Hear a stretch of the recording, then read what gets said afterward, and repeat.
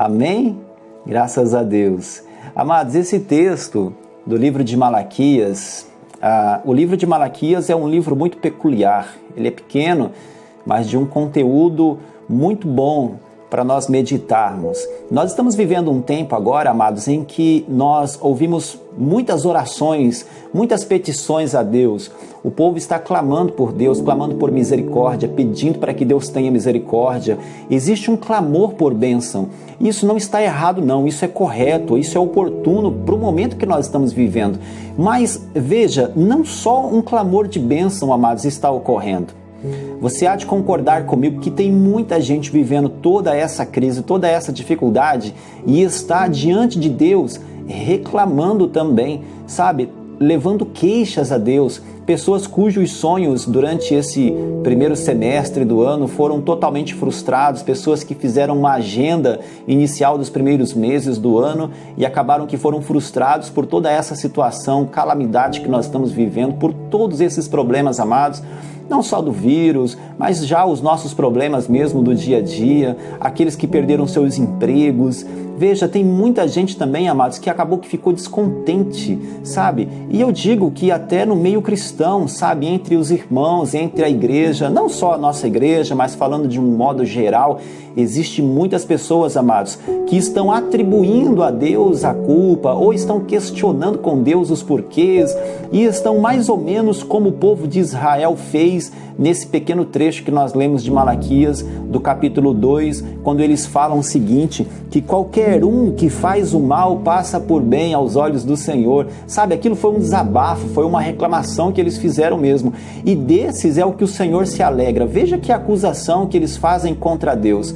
E ainda por fim, lá no verso 17, eles finalizam dizendo o seguinte, onde está o Deus do juízo, sabe? Tipo, onde está Deus diante de toda essa calamidade, diante de todas essas dificuldades que nós estamos vivendo? Amados, eu titulei esse estudo que nós vamos fazer hoje aqui, de um modo bem curioso, eu acho que ele é bem apropriado. O nosso título hoje para a nossa meditação é Deus, veja bem, Deus no banco dos réus. Olha que tema mais curioso, nós vamos entender ele no final aqui, no decorrer nós vamos compreender. Deus no banco dos réus. Amados, eu quero já adiantar aqui que Deus nada tem a ver com todo esse contexto difícil que nós estamos enfrentando. Aliás, com nenhum contexto difícil que nós enfrentamos durante toda a nossa vida, não só apenas nesse aqui. Mas vamos devagar aqui para a gente poder compreender e nós vamos pontuando verso a verso para que a gente chegue no entendimento. Cobramos muito de Deus, amados, isso é fato. Agora, por que nós fazemos isso? Você já parou para pensar do porquê que nós fazemos tantas cobranças a Deus? Por que nós nos frustramos tanto? Por que, amados, que nós temos tantas expectativas criadas e tantas expectativas que acabam sendo frustradas? Por que nós fazemos projetos em nossa vida e por várias vezes, vários deles não dão certos? Eles acabam que não saem como nós queremos, ou então acaba que dá tudo errado, então nós colocamos o joelho no chão e oramos a Deus e questionamos. Sabe, amados, por que as frustrações ocorrem? É uma pergunta hoje aqui para nós. Se você quiser colocar aí o seu posicionamento, você pode colocar. Na medida do possível, eu vou lendo aqui, tá bom? Mas por que existem tantas frustrações? Por que as frustrações acontecem? Eu vou colocar aqui um ponto de vista, mas nada impede de você colocar o seu aí também, tá? Na medida do possível, a gente vai tentando bater um papo aqui na live. Vamos lá. Por que as frustrações ocorrem? Amados, sabe... basicamente, por que as frustrações acontecem? É porque normalmente quando nós traçamos um plano, quando nós criamos uma agenda, quase que sempre esses planos são nossos e essa agenda é nossa. Por exemplo, quando o ano de 2020 começou, certamente muitos de nós tinham muitos planos, muitos projetos. Agora, imagine você o que aconteceu com esses planos, o que aconteceu com esses projetos. Quantas pessoas tinham viagens marcadas e acabou que teve que desmarcar. Era a viagem do sonho, talvez. Eu mesmo tinha cogitado de fazer um passeio, ainda bem que eu acabei não fazendo, porque eu teria que ter adiado também, quem sabe eu teria tido até alguns prejuízos. Mas veja, normalmente, amados, as frustrações elas ocorrem porque os planos são nossos e não são os de Deus, porque não existe um plano de Deus que tenha dado errado. Todo projeto que Deus faz, amados, ele não se frustra jamais. E eu e você, como servo que somos, como filho que somos, nós devemos estar alinhados com esses planos de Deus. Então, quando há uma frustração, quando há um plano que não deu certo, nós precisamos considerar se nós estávamos pontuando esse conceito básico, tipo, colocar Deus no meio dos nossos projetos para que eles possam dar certo. Porque nós montamos a nossa agenda, amados, e dessa forma acaba que vai dar errado. E quando dá errado, nós ficamos abatidos, nós ficamos frustrados. E fazendo isso, amados, diante de um plano que deu errado, nós ficamos frustrados e atribulados com isso. Quando a gente descai o semblante, o que acontece? Fazendo isso, nós nos esquecemos da bênção que está contida na cruz de Cristo, sabe? Em tudo que eu e você herdamos, em quem eu e você somos em Deus. Parece que porque o projeto deu errado, então a vida deu errado, tá tudo dando errado. Amados, um projeto é um projeto, a nossa vida já deu certo, porque nós já temos Cristo caminhando conosco. Cristo caminhando conosco. Se por um acaso você que está me ouvindo agora, você não tem ainda a sua vida entregue a Deus, fica o convite para você. Entrega a sua vida para Deus e eu digo que os seus projetos eles vão dar certo. Eles vão dar certo. E quando der errado é porque existe um projeto melhor de Deus para você. Mas veja, amados, o nosso grande erro é esse, talvez, é não colocar Deus no meio dos nossos projetos. Então nós cobramos de Deus, porque nós queremos estar bem. Quem não quer estar bem? Quem não quer ficar bem? Quem não quer viver bem? Quem não quer que seus projetos deem certo? Todos nós queremos, amados. Então veja, nós cobramos isso de Deus porque todos nós queremos estar bem. Agora eu quero fazer uma nova pergunta. O que é estar bem para nós? O que seria estar bem? A Bíblia, amados, ela diz o seguinte: todas as coisas cooperam para o bem daqueles que amam a Deus.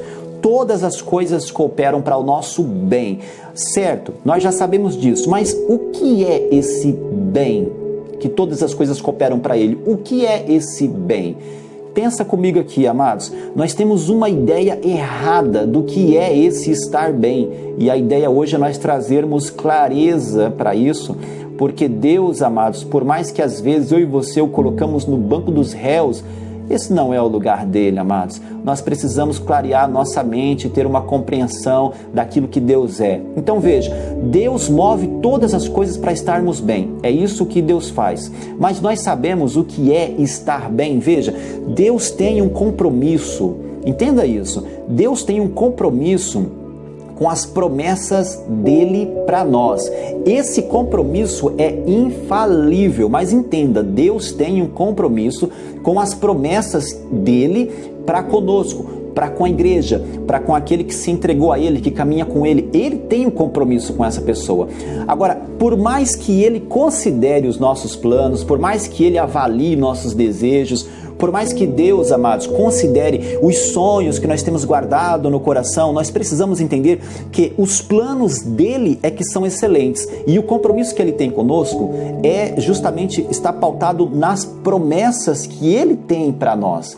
Entenda, ele não tem compromisso, amados, com as nossas vaidades, ele não tem compromisso com os desejos que nós criamos, que nós às vezes corremos atrás de tanta coisa que não era para correr, perdemos tempo fazendo coisas que não era para fazer e por isso nós nos frustramos, por isso que dá errado, porque nós não oramos antes, não pedimos um direcionamento para ele, porque nós não perguntamos como que estava a nossa agenda para Deus, porque é ele quem tem que montar a nossa agenda, ele quem tem que traçar os projetos da nossa vida. Amados, nós não vivemos a revelia de qualquer maneira, a nossa vida pertence ao Senhor, Ele conduz nossa vida. E entenda, Ele tem um compromisso com as promessas que Ele fez para nós, mas Ele não tem compromisso com as vaidades, com os erros que nós cometemos, com os desejos do nosso coração que nos enganam e nós nos deixamos enganar. Vamos entender algo aqui, amados. Jeremias capítulo 29, 11, aquele verso conhecidíssimo que nós já lemos por tantas vezes, diz assim: porque eu bem sei os pensamentos que tenho a vosso respeito, diz o Senhor, pensamentos de paz e não de mal, para vos dar o fim que desejais. Então, veja bem, Deus é quem sabe. Por que nós andamos frustrados muitas vezes, amados? E por que nós somos tendenciosos a fazer isso, a colocar Deus no banco dos réus como se Ele nos devesse alguma satisfação? Porque nós estamos vivendo projetos que não são nossos. Amados, quantos de nós tentam correr uma corrida que não era para nós? Quantos de nós têm se espelhado em outras pessoas e achado que porque o outro teve um sucesso diante daquilo que ele fez, então nós vamos querer fazer igual? Amados, tem coisas que não são para nós. Eu e você não podemos querer correr a corrida dos outros. Deu certo para ele, mas o teu caminho pode ser um caminho diferente. Existe uma corrida que é só sua. Existe algo que está preparado, amados, que é seu, que não pertence a ninguém. Você não tem que correr a corrida de ninguém. Você tem que correr aquela que é sua. E Deus separou algo para você, meu querido. Deus separou algo para você.